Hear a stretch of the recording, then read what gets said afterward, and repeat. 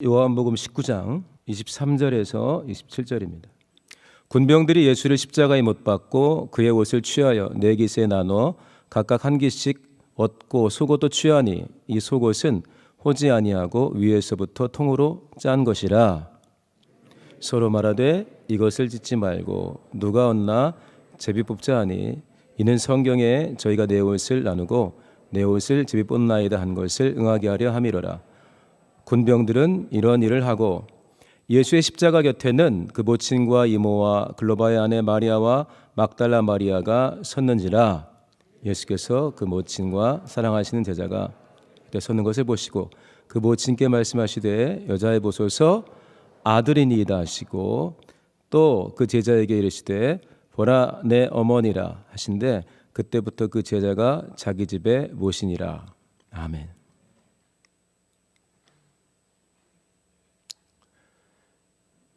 (2000년) 넘게 전에 하신 말씀입니다. 그 장면들인데 다른 사람들이야 여기서 낙원에서 쉬고 있겠지만 이때 예수 안에서 강력하게 역사했던 성령은 지금 이 시간 우리 안에 함께 하십니다. 그리고 예수께서도 부활하신 뒤에 하늘에 오르사 지금도 우리를 살피시고 영원토록 우리와 함께 있다 하시면서 우리를 위해 간구하고 계십니다. 우편에서. 그러니까 이런 말씀들 우리가 읽을 때 그 당시에 어떤 뜻이 있었을까라고 책을 찾아보기도 하겠지만 주인공이야 예수님 아니겠습니까? 그러니까 그분은 기도를 들으시는 분이니까 기도 가운데 묻는 거죠. 주님 이때 왜 이렇게 말씀하셨습니까? 라고 물을 수가 있습니다. 물론 우리가 감상에 젖어가지고 감정적으로 왔다 갔다 하자는 게 아닙니다. 하나님은 감정이 풍성하신 분 아니겠습니까? 우리에게 인격을 주신 분도 하나님이시고 지정의를 주신 분이 하나님이신데 우리와 그렇게 소통을 하십니다. 그래서 딱딱하게 성경 읽을 때는 조용히 좀 하세요 이렇게 하는 게 아니라 이미 다양한 책들도 있으니까 그냥 조용히 하세요. 내가 알아서 공부하고 정할 테니까. 다양한 공부를 통해 수고해 주신 분들, 기도하고 체험한 분들의 수고가 정리돼서 얼마나 감사합니까? 그걸로 충분한데 그러나 하나님이 살아계시지 않습니까? 그래서 이 말씀을 상고할 때 보고 계셔요. 그래서 말씀하고 싶어 하시겠죠? 특히 이때부터 시간이 엄청 오래 지났는데 그럼 오늘 특별히 7시 예배에 와서 이 본문을 읽고 듣는 나에게 우리에게는 주님 특별히 하실 말씀 있으신가요? 어떤 사람은 예배 때 그냥 와서 듣고 가고 좋았다고 가기도 하지만 우리 모든 성도들 대부분은 예배는 하나님과의 만남이라는 것을 알고 있습니다. 그렇죠? 하나님과의 만남이라는 건 참 중요합니다. 그분이 우리에게 각각에게 관심이기 때문에 우리 장로님 위해서 관심이 있고 또 우리 집사님을 위해서 관심이 있고 2층에 있는 우리 친구들 위해서 관심이 있는데 각각에게 그 사람에게 딱 맞는 말씀을 이미 준비하셨어요. 그런데 들어도 그만 안 들어도 그만이 아니라 우리 하나님은 엄청 세심하게 준비하셨다고요. 근데 그 준비하신 분이 우리를 위해 허드렛 일을 하는 우리 하인이 아니라 하나님이십니다. 그래서 예배 때 나에게 들려진 말씀은 굉장히 중요하죠. 왜냐? 그가 하나님이니까. 예배 때 들려오는 것도 없고 들려왔는데 내가 삶 가운데 그 말씀과 상관없이 산다면 이건 굉장히 큰 문제이지 않겠습니까? 내 마음속에 구태타가 벌어지고 있는 것과 똑같아요. 성령께서는 그 말씀을 통해서 생각나게 하시려 할 것이고 나에게 구체적으로 주신 말씀대로 한 주간을 살게 하시려고 엄청 애를 쓰실 텐데 그런 마음을 갖고 있지 않으면은 사실상 우리가 예배했다고 보기가 어렵겠죠.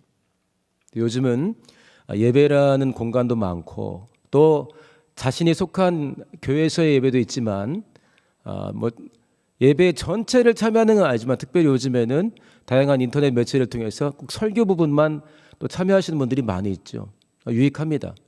그런데 이 시간에 참여할 때도 마찬가지지만 그때도 내가 그냥 내 귀를 간지럽 펴는지 궁금해서 듣는 것인지 예배하는 것인지 그냥 내가 강의를 듣는 거다 생각하면 또 괜찮아요.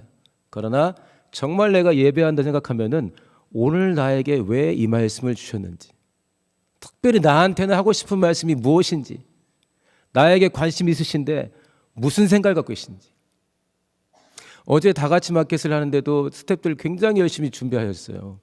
그리고 나중에 정리할 때도 애를 많이 쓰셨죠. 또 일할 때 와서 보니까 어떤 집사님은 뒤에 있는 꽃꽂이를 또 정리를 하세요. 오늘 어제 그랬죠. 오늘 꽃꽂이가 있는 날인가요? 그러니까 자기가 봤는데 꽃꽂이 장식에 참석했던 집사님인데 조금 다듬어야 할 필요가 있겠다고 생각해가지고 몇 송이를 또 가져오셔가지고 또 다듬거든요. 또 우리 주변에는 우리가 알고 있지 못하지만 다양한 관심사에 따라서 우리 성도님들과 다양한 손길들이 부지런히 움직이고 있습니다. 차를 이용하신 분들은 주차장이 좀 많이 깨끗해지지 않았나요? 주차장 청소도 이루어졌습니다. 보이지 않는 시간대 벌써. 자, 그래서 우리 하나님께서 이 말씀을 통해서 나에게 특별히 하실 뜻이 있을 터인데, 특별히 5월 가정 그 자리가 있어 소중한 달이라는 5월에 나에게 하고 싶은 말씀이 있을 텐데 잘 살펴보시고, 제 설교를 듣고 우리가 예배에 참석했다고 끝내지 마시고 한번 꼼꼼하게 보셨으면 좋겠습니다. 자, 여기 보시면 제가 1년 전 거 내가 무슨 설교를 해봤더니 딱 이 본문을 설교를 했어요. 그때는 25절에서 27절까지 했는데 제목은 달랐습니다. 자, 이 장면은 예수님이 십자가에 달려있는 장면입니다. 편하게 앉아서 음식 나누는 장면이 아니에요. 나무에 달렸기 때문에 또 6시간 만에 숨을 거둘 정도로 몸이 굉장히 좋지 않았습니다. 그러니까 이때 이런 말씀을 했다는 것은 특별한 의미가 있겠죠. 그냥 우리 차 마실 때는 뭐 오랜만에 만나니까 막 별소리가 다 나와가지고 집안일, 직장일, 신앙생활일, 책 읽었던 일, 무슨 영화 본 이야기까지 다 나오지 않습니까? 또 만나자 하는데 이때는 그렇게 편안한 때가 아닙니다. 6시간 만에 숨이 끊어지는 매우 복잡한 시간인데 우리가 익히 알고 있죠. 7가지의 주님께서 이 십자가 행했다는 말들이 있는데 여기도 그 내용이 나옵니다. 자, 그러니까 굉장히 평소에 많이 마음속에 담겨있던 말이라고 할 수가 없어요. 굉장히 고통스러운 상황인데 이게 툭툭 나왔거든요. 그러니까 나왔는데 너무 힘드니까 헛소리 하시는구나가 아니에요.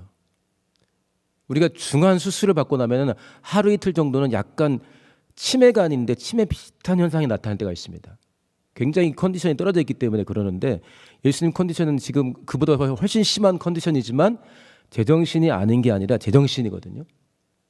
평소에 많이 가지고 있었던 게 툭 치니까 나왔던 같은 느낌이 듭니다. 자, 우리 25절 한번 볼까요? 자, 예수의 십자가 곁에 누가 와 있습니까? 그 어머니 와 계시죠. 예수 그리스도를 몸으로 낳은 엄마 와 있습니다. 마리아입니다. 누가 와 있습니까? 그 다음에 이모 살로메죠. 살로메가 어떤 여인입니까? 자기 아들 야고보와 요한을 예수께 데리고 와서 하나님의 나라에서의 영광이 어떤 것인가를 이 살로메도 좀 아셨던 것 같아요. 단순히 혈연을 이용해서 뭔가를 했다기보다는 뭔가를 깊이 내다봤던 것 같아요. 그리고 비록 혈연이지만 세상 기준으로는 혈연이지만 예수께서 지금 끔찍한 상황을 겪는데 어머니만 있는 게 아니라 이모, 그렇죠? 마리아 여동생이 되겠죠. 누이가 되는데 와 있습니다. 자리를 지키고 있습니다. 이 자리를 지키는 거 쉽지 않았습니다. 제 아들도 다 도망갔었죠. 요한이 지금 가까스로 자리를 지키고 있는데 요한 빼고는 전부 다 여자입니다. 자, 모친과 이모 와 있습니다.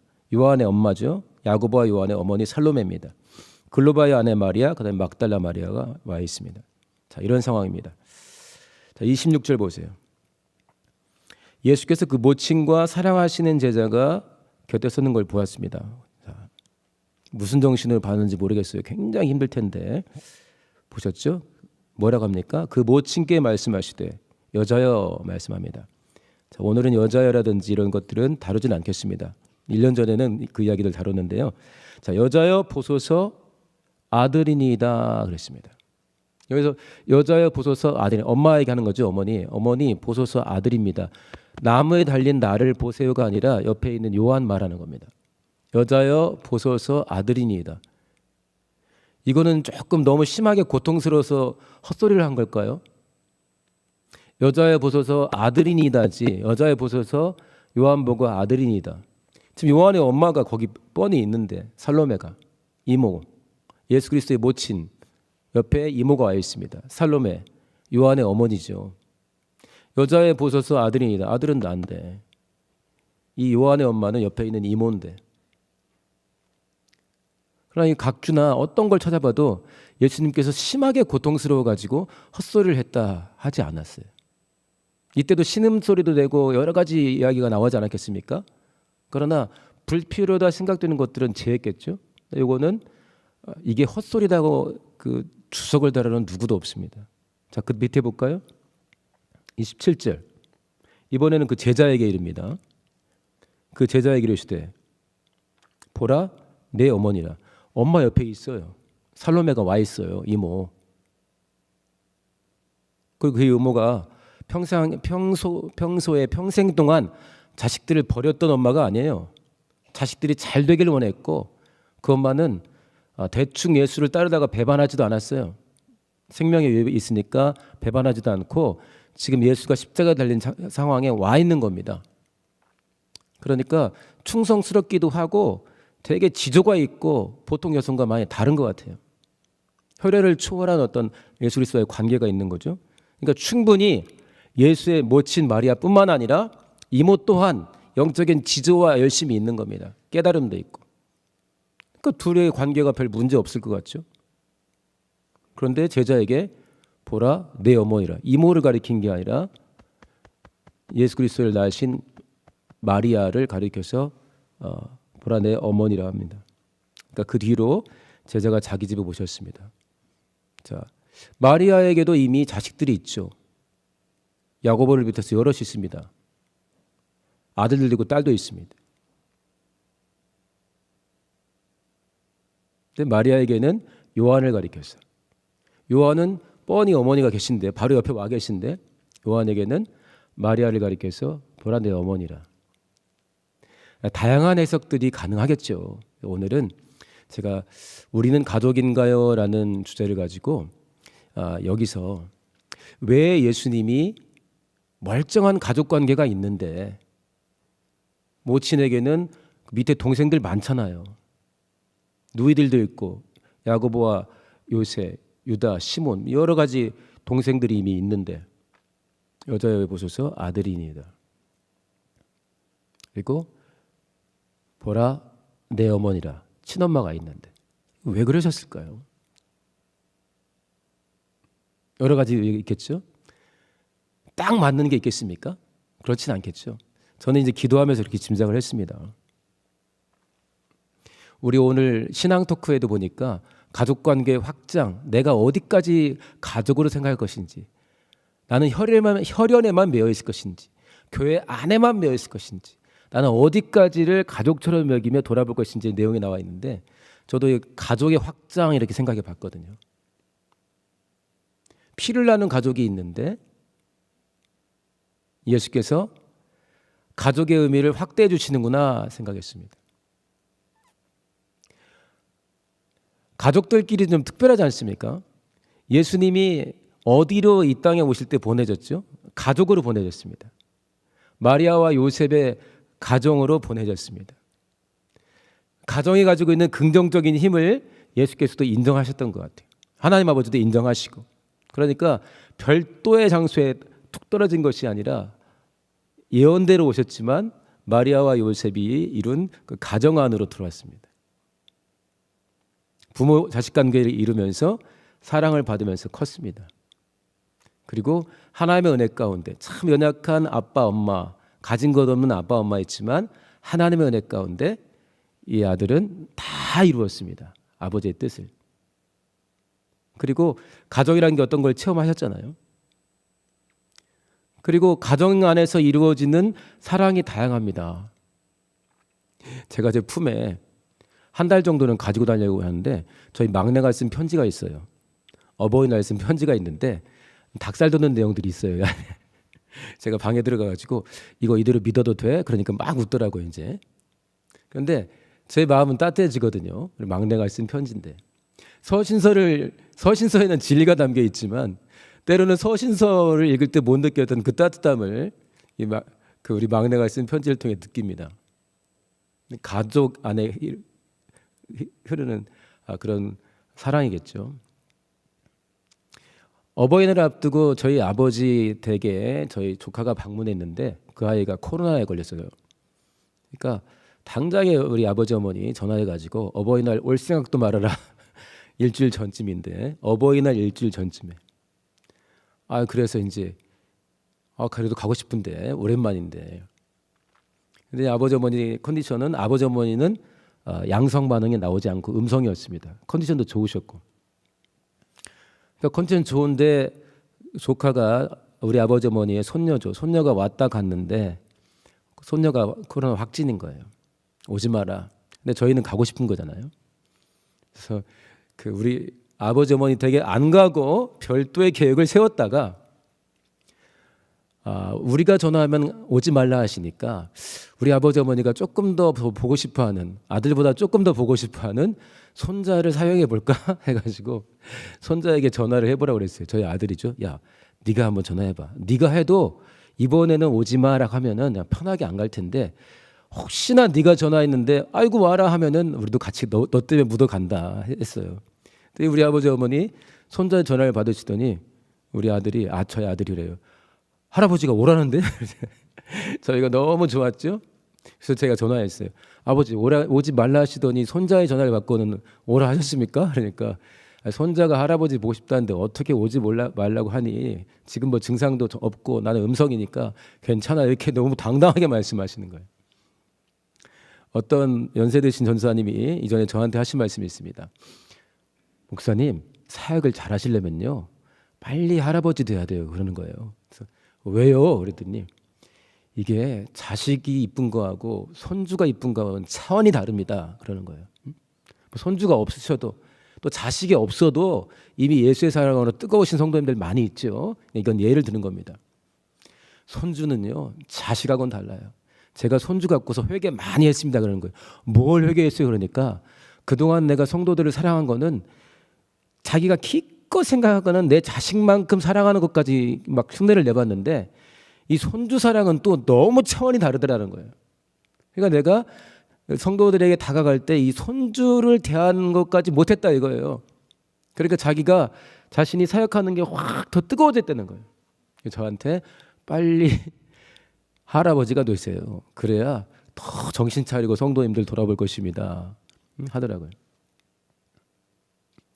가족이라는 것이 이렇게 대단히 관계라는 게 큽니다. 저도 오늘 일어났는데 옆에 20몇 년간 같이 산 아내가 아직도 그대로 있어요. 그런데 막 지겹다고 일어나기보다는 딱 일어나서 소중하게 보고 나왔죠. 참 신기하지 않습니까? 가끔 아내랑 이야기합니다. 참 신기하다. 이쯤 되면 지겨워할 때까지 됐는데 어떻게 결혼해가지고 이렇게 20몇 년을 같이 살 수가 있는 거지? 그런데 주변에는 훨씬 많이 사신 분들 있지 않습니까? 제가 생각해 봤습니다. 이 사람들이 보이는 가족관계의 사랑이 커봤자 예수님이 우리에게 보여주신 사랑과 비교할 수 있나? 비교가 사실 안 되잖아요. 전 솔직히 가끔 기도응답이 더딜 때 있잖아요. 하나님이 제 기도를 과연 들어주시나? 이렇게 할 때 가끔 테스트 해보는 게 있어요. 성도님들은 어떻게 하십니까? 오랫동안 기도응답이 안 되거나 하나님과 관계가 답답할 때 그럼 저는 새벽 기도하러 가면서 저희 아버지 어머니에게 톡을 보내요. 연세 드셨기 때문에 일찍 주무시고 새벽에 좀 일찍 깨세요. 그래서 새벽 기도 가면 가는 도중에 보내니까 중간에 차에서 한 4시쯤 되지 않습니까? 이렇게 보내요. 아버지 어머니 뭐 이렇게 새벽 기도 가는 중입니다. 이렇게 보내면 새벽 기도 장소에 도착하기도 전에 벌써 답톡이 다 와 있어요. 그걸 제가 왜 확인하냐? 아버지 어머니의 애정을 확인하는 게 아니라 하나님이 나에 대해서 갖고 있는 관심과 나의 기도와 나의 삶을 지켜보시는 하나님의 더 친밀하고 끈끈하고 변치 않는 사랑을 이걸로 한번 맛을 보고 테스트하고 제 생각을 돌이키는 겁니다. 부모님이 톡 딱 받으시고 또 새벽에 또 왔네 하는 게 아니라 기도 방해되네 하시는 게 아니라 하트랑 보내시고 막 그러시거든요. 기도합니다. 기도할게. 화이팅 뭐 이렇게 보내신단 말이에요. 이게 이제 가족이죠. 근데 세계명에 비출 때 내가 너희를 사랑한 같이 너희도 서로 사랑하라. 이거에 비출 때 가족관계의 사랑이 그보다 큽니까?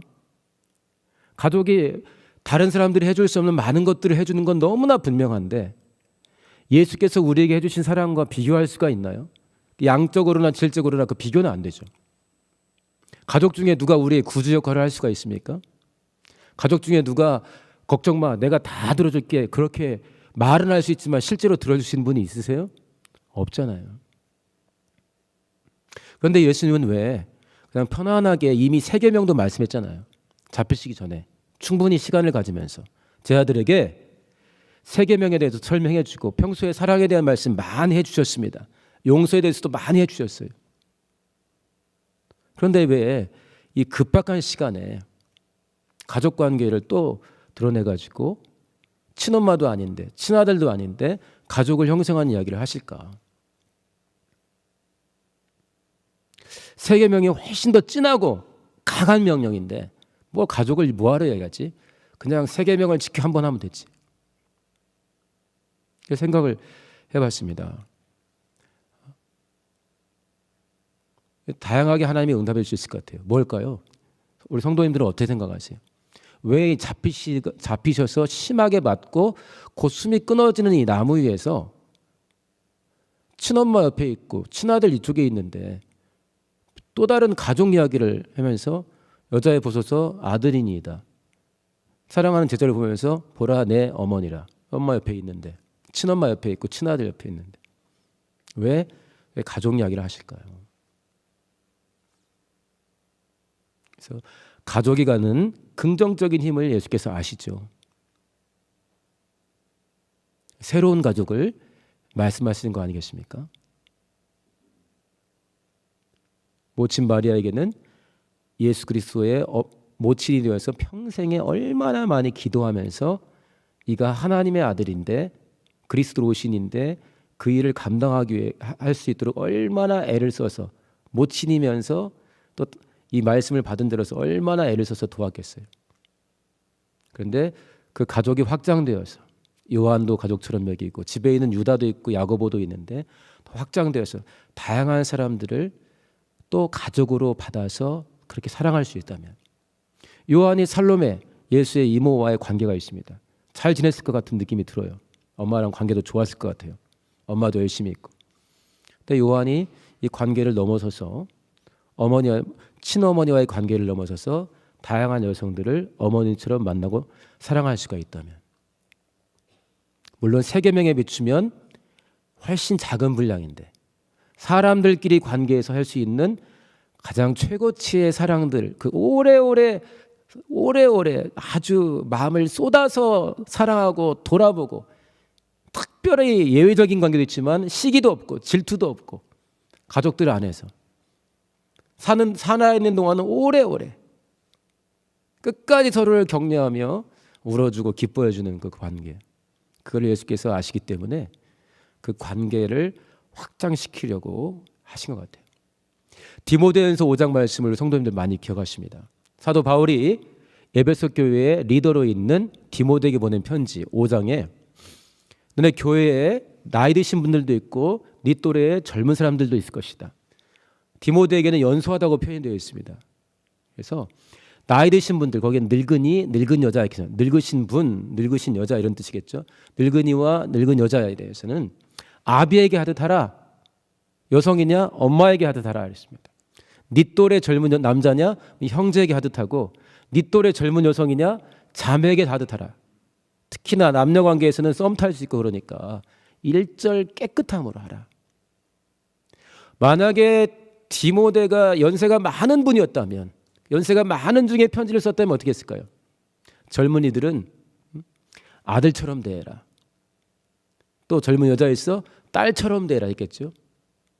디모데가 젊은이였기 때문에 젊은 남자 젊은 여자는 형제 자매라고 했는데 디모데가 연세가 많은 때였다면은 반대로 젊은 남자는 네 아들처럼 젊은 여자는 네 딸처럼 더 어려 요즘으로 말하면 교회야 그러면 네가 손자처럼 여겨라 손주처럼 여겨라 이렇게 되지 않았겠습니까?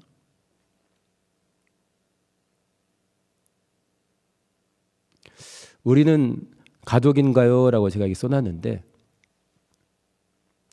어디까지가 가족인가를 한번 돌아보시고 물론 우리 혈연으로 나눈 가족이 하나님 보시기에 진짜 가족이 되려면 어떻게 해야 되죠? 주중에 우리 오늘의 약식도 나왔지만은 하늘에 계신 내 아버지의 뜻대로 행해야 우리 진짜 가족이다. 진짜 가족이 되죠. 하늘에 계신 내 아버지의 뜻대로 행할 때 형제요, 자매요, 모친요가 아버지. 아버지도 몰라보는데 어떻게 가족이 되겠어요? 그렇죠? 하늘에 계신 내 아버지의 뜻대로 행할 때 가족이 진짜 가족이다 하지 않았습니까? 그래서 우리가 혈연으로 이룬 가족들에게는 그런 일이 이루어지도록 우리가 또 기도를 하되, 더구나 예수께서 모친께는 요한을 가리키며 아들입니다. 요한에게는 엄마가 옆에 있는데 마리아를 가리키면서 내 어머니라. 예수의 이 말씀은 우리가 보고 배울 수 있는 말씀이면서 또 하나는 뭐죠? 예수의 공생애는 우리가 따라가야 할 길이고 명령입니다. 그러면 우리에게 뭔가 들려올 거예요. 주님, 이때 요한에게는 마리아를 가리켜서, 마리아에게는 요한을 가리켜서 말씀했는데 저한테는 누구를 가리켜서 어머니처럼 섬기기를 원하십니까? 저한테는 집에 있는 어머니, 소천하신 어머니도 계시겠고, 어머니 말고 누구를 지금 제가 어머니처럼 섬겨야 될까요? 이게 우리한테 적용이 돼야 하잖아요. 그때 요한하고 마리아 사이에 그런 가족관계가 형성됐대. 이렇게 끝나면 의미가 없죠. 주님, 오늘 나는 누구를 아들처럼, 오늘 나는 누구를 딸로 받아야 될까요? 이걸 우리에게 물어야 됩니다.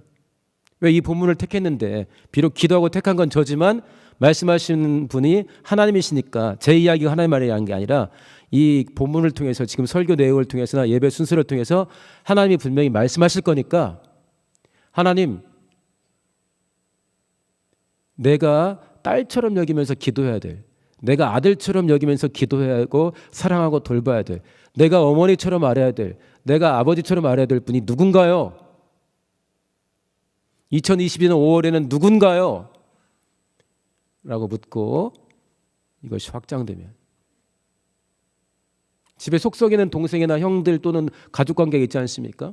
그럼 말로야 험한 말을 하지만 실제로 그 험한 일이 이루어지기 원치 않죠? 정상적이고 건강하고 행복한 삶을 살기를 모두가 원하지 않습니까? 혹시 모임에서 속 썩이는 사람들도 한번 생각해 보세요. 내 아버지로 볼 뿐인지, 내 동생으로 볼 뿐인지, 내 누나로 볼 뿐인지, 내 이모로 볼 뿐인지, 내 할아버지로 볼 뿐인지, 내 엄마로 볼 뿐인지. 예수께서 이때 하신 말씀은 오늘 우리에게도 생생하게 들려옵니다.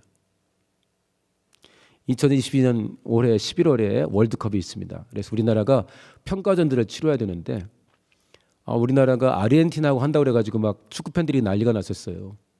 아르헨티나 하면 누가 있죠? 마라도나의 나라인데 메시가 있지 않습니까? 메시가 오는 거야 이렇게 된 거죠. 근데 그게 취소가 됐어요. 그러니까 취소될 수도 있는데 너무 안타까워하는 거예요. 그 축구계에 VIP가 와야 되는데. 오늘 427장을 선택했는데요. 찬송 아까 성령이 우리 안에 함께 하십니다. 그분은 하나님이십니다.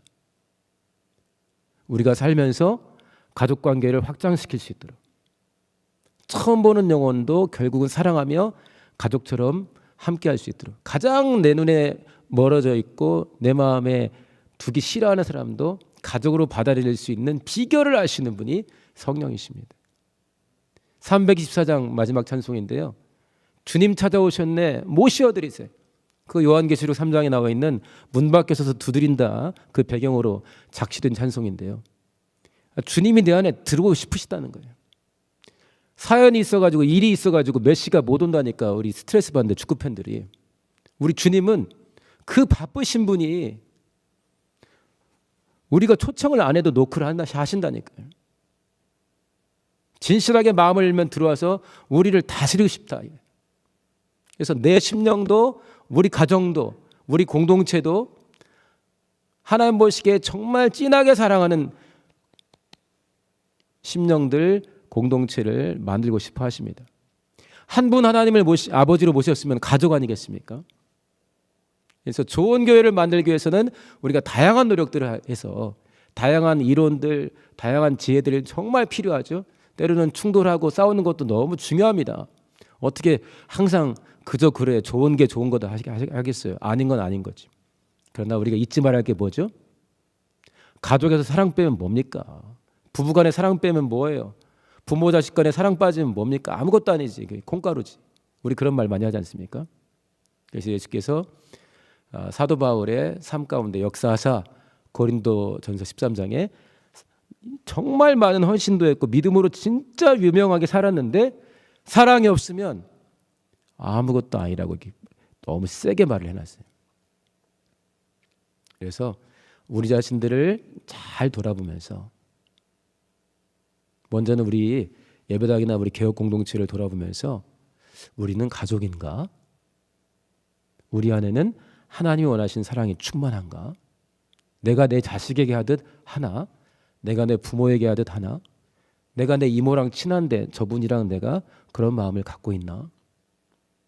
내 자식 아플 때 그렇게 애를 썼는데 지금 내가 저 집 자식을 놓고는 그런 마음이 드나? 예수님이 정말 이 고통스러운 상황에서 이보다 훨씬 진한 계명을 새 계명으로 주셨음에도 불구하고 보라 내 어머니라 여자여 보소서 아들이니이다. 친엄마 친아들이 있는 상황에서 새로운 가족 이야기를 해주셨습니다. 우리 개혁 공동체가 하나님이 정말 기뻐하시는 가족들의 모습, 가족의 모습을 키워나가고 더 성장시키고 사람들이 올 때마다 딴 건 모르겠는데 거기 가면 마음이 확 풀려. 딴 건 모르겠어. 일단 그 사람들 만나면 속이 확 풀리고 걱정이 떠나가 하는 그런 사랑의 공동체를 만드는데 귀하게 쓰임받으시기를 예수님을 축원합니다. 이거의 최고의 전문가가 성령이십니다. 이거를 육체로 오셔가지고 죽는 날까지 나무에서 달려서까지 보여주신 분이 주님이세요. 성령은 들어와 계시고 주님도 언제든지 24시간 함께 하시면서 이런 삶을 이끄시고 도와주시겠다고 작정하셨어요. 그분들과 함께 아버지와 아들과 성령과 함께 충만한 신앙생활에 성공하시기를 예수님으로 축원합니다. 같이 기도하겠습니다. 기도할 때 우리는 가족인가요? 했습니다. 우리 개혁 공동체를 돌아봤으면 좋겠습니다. 때로는 거친 말로 싸울 수 있습니다. 괜찮습니다. 그런데 그 거친 말 안에 사랑이 빠져 있으면 거친 말이 아니라 정말 듣기 좋은 말인데 그런데 거기에 사랑이 빠져 있으면 정말 허망합니다. 아무것도 아니에요. 많은 물질을 써서 섬겼는데 사랑에 빠지면 아무것도 아니랍니다. 우리가 하나님이 가족들의 사랑을 예로 들어주셨는데 하나님의 은혜 가운데 대신 죽어주신 아들을 내어주신 우리 가운데 탄식하며 우리를 이끄시는 하나님의 사랑을 더 충만하게 목격하고 누리면서 그 사랑을 우리 가족을 넘어 이웃에까지 흘려보내면서 우리 개혁 공동체가 하나님이 기뻐하시는 가족의 모습들을 이루하게 해달라고 그런 정말 충만한 삶 살게 해달라고 우리 주여 한번 하시고 동성으로 기도합니다.